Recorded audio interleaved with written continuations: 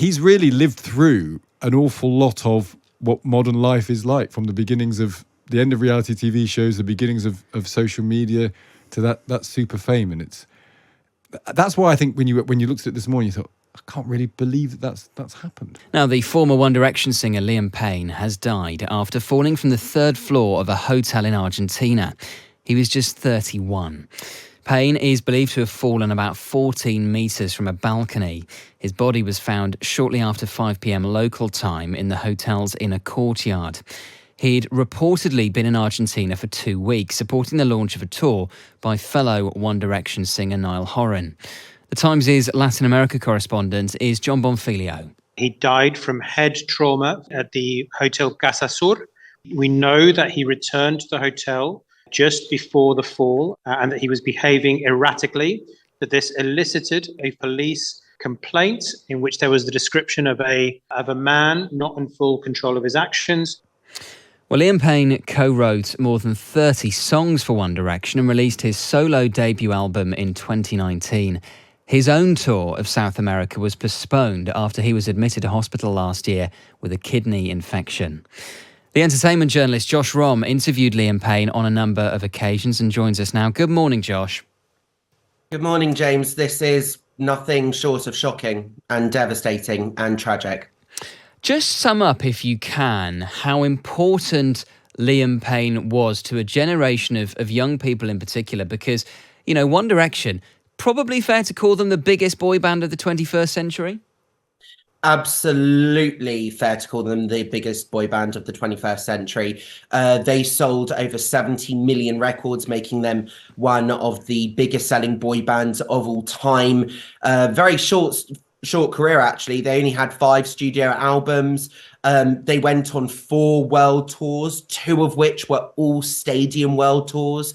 There wasn't much within the music industry that they didn't win in terms of awards.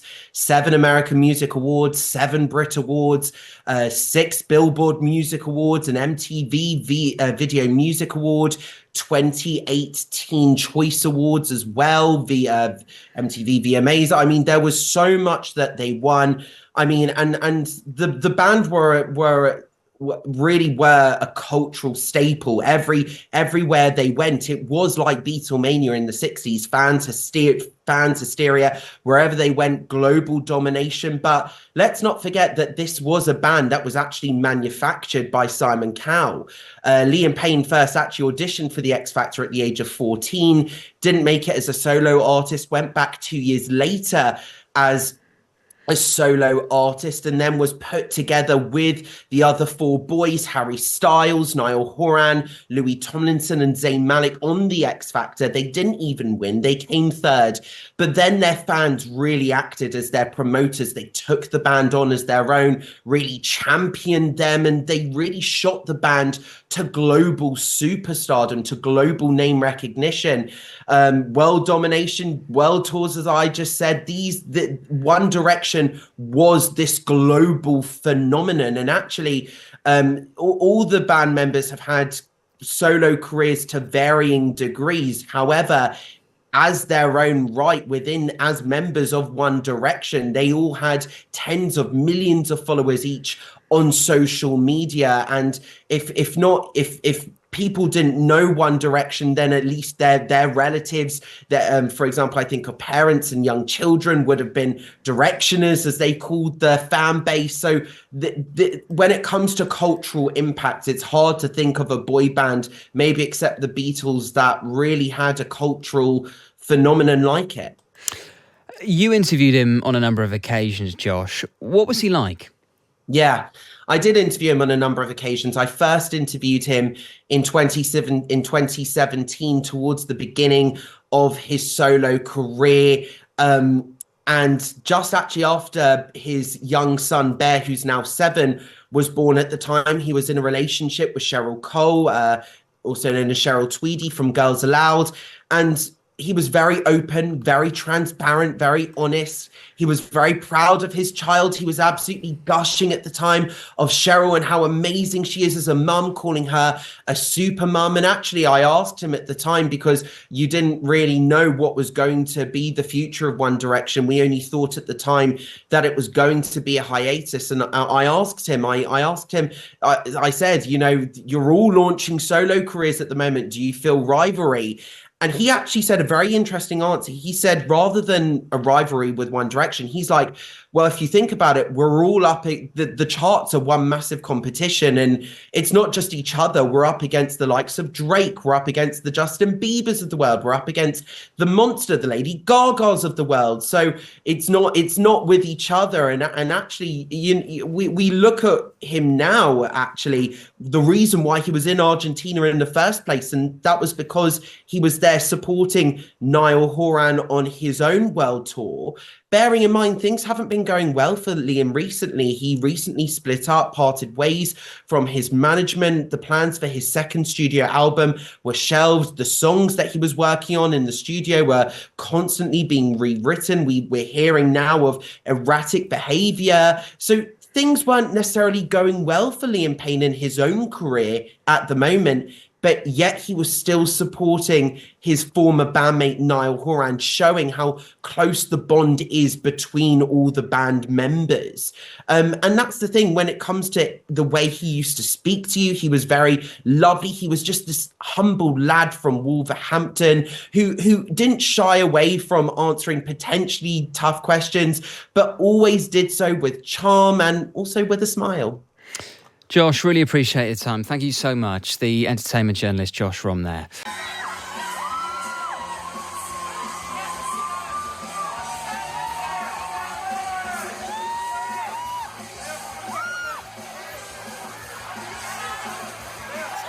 You have been to a One Direction concert. It's the last concert I went to. I took my 6-year-old. I think she was 6 then. She's 15 now, so that's how long ago it was. She fell asleep. But there was that moment where it was the first band she ever cared about. You know how they all care about, my little one now cares about Taylor Swift, and they're just in love with the band, in love with Taylor Swift. She was in love with One Direction, and there was the songs were on all the time, and everyone, they'd be a part of your life. If you were a parent of kids of that age, they were a part of your life. And how you cope with, one of the stories of this is how you cope with being that big a star, and then when the lights go off, what happens next? It's incredibly sad. It's incredibly sad. Let's discuss this a little bit more. It's the first thing I saw when I woke up this morning, and it was just horrible. Just generally, the main reason being because he was so young. Liam Payne was 31. He's died after falling from the 3rd floor balcony of the Casa Azul Hotel in Buenos Aires. Distressed fans gathered outside the hotel to console each other, lighting candles and singing the band's songs.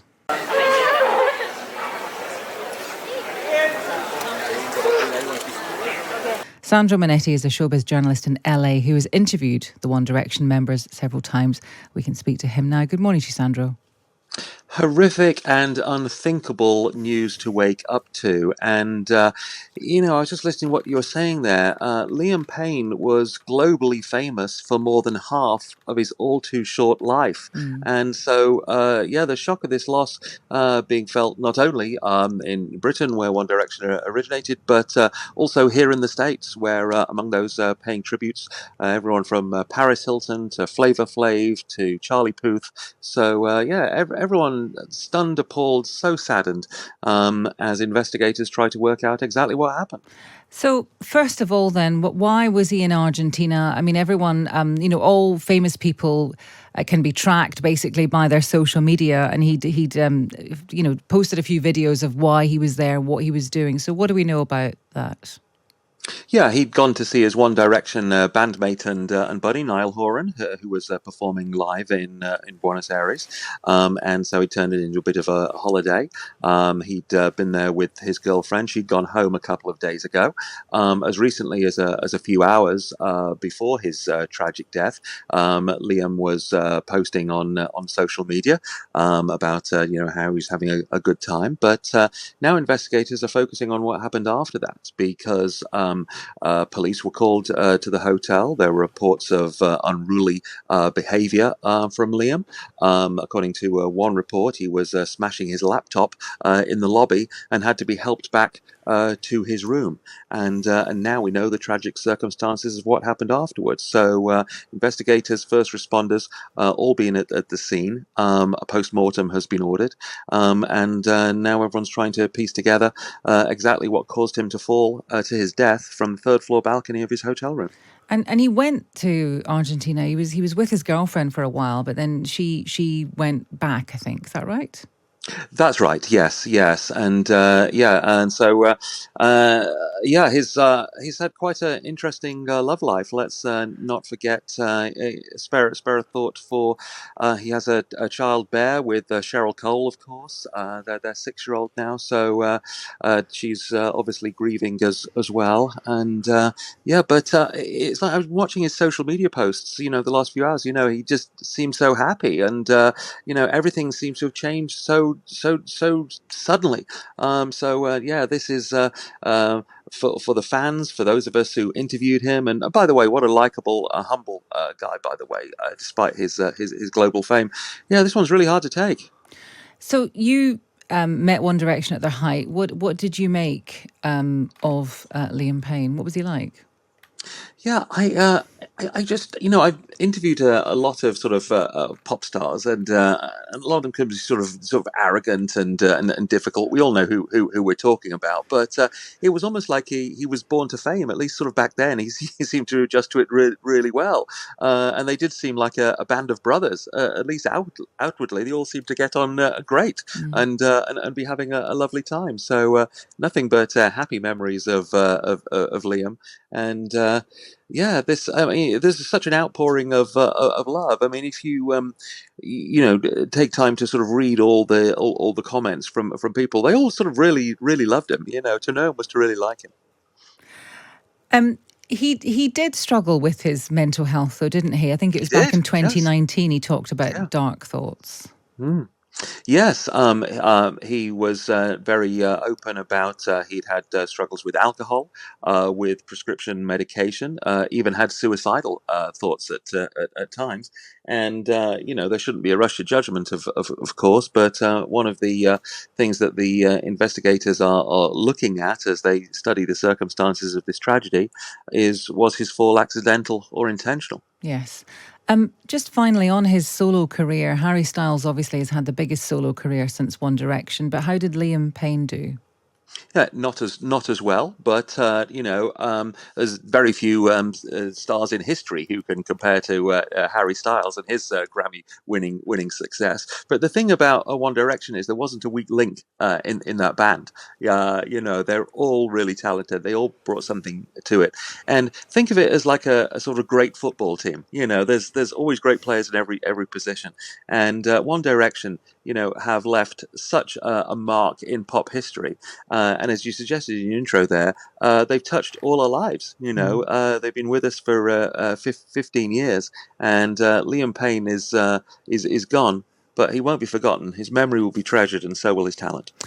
Just finally, Sandro, the thing when this stuff happens, you want to be positive, you want to be nice, because this is a horrendous thing that's happened to someone who was so young. But it is true that there was some beef, wasn't there, between some of them, after they split up. I think I'm right in saying, was it Liam Payne and Zayn Malik didn't seem to get on that well afterwards? Yeah, I mean, there's trouble in all bands. There was a beef with his ex-girlfriend as well. Yeah. There was legal troubles between that. So there's a pile of stresses sort of piling up. So yes, it certainly wasn't all sunshine and rainbows. Yeah, Sandra, thank you very much for talking to us about that. That's Sandro Monetti. He's a showbiz journalist in LA. He's interviewed One Direction several times. And that point he made, that he first went on X Factor at 14. And remember, that's when X Factor meant something as well.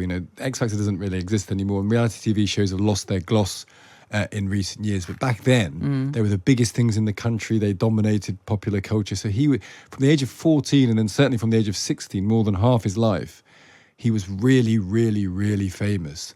And then when you leave a band like that, I mean, everyone can empathise with this, where everyone is loving you, the screaming crowds everywhere that you go. and then it stops. Yeah. And then someone else in your band goes on to super incredible fame like Harry Styles. You know, there's no point in pretending everything is lovely because that's not how the world works. And it must be very difficult to be 31, so still have most of your life and career ahead of you. But you don't know what your purpose is. And you might feel that, did I peak at 24 in a band that I'm never going to, you know, and is that band never going to get back together? You know, you see what happens with Oasis. There was a chance at some point One Direction could have reformed for the money, but Harry Styles probably didn't need that. So you can see the drift of it. But I bet everyone listening has someone in their family who became devoted to One Direction at some stage, and they ruled the world. I mean, they were. Do you remember they were the first band on Twitter? Yeah. Do you remember that? They had like 100 million followers on Twitter, and they became famous through Twitter. When again, Twitter was very different as well, a place where people could be more or less positive and spread the word, which has become more Instagram now. And he lived his life on Instagram, as you were saying, as well. But he's really lived through an awful lot of what modern life is like, from the beginnings of the end of reality TV shows, the beginnings of social media, to that super fame. And that's why I think when you looked at it this morning, you thought, I can't really believe that's happened. Yeah, that's exactly what it was. And it's, I mean, some people will say, well, this is a kind of a almost like a musical cliche, which is a pretty heartless way of looking at it. But it feels like a modern musical, I don't know what the word is, narrative trope almost. It's this, you know, it's Absolutely. It's something happens, something huge and intense happens very early on in your life, and then there's this kind of string of difficult relationships, and there's problems with alcohol, and then there's this just kind of like casting around trying to find who you are afterwards. And there'll be a lot of people who say, well, I would have loved the money, but actually I wonder, if you look at what's happened, would you? And meanwhile, all the time you have to pretend on social media that everything is perfect. Yeah. So you know, this has happened to bands since the beginning of bands. You know, bands have gone out of fashion and people have struggled with the loss of fame. But only really in the last 10 years have you also had to put a front up to the world every single day to say, oh, having a great time when possibly you're not. So, I mean, he's a very modern, you're absolutely right. I think it's such a good way of putting it. It's such a modern story, that of Liam Payne. If you're just waking up to hear it, if you know someone who liked One Direction, or it's you yourself, you'll be shocked that Liam Payne has died at the age of 31.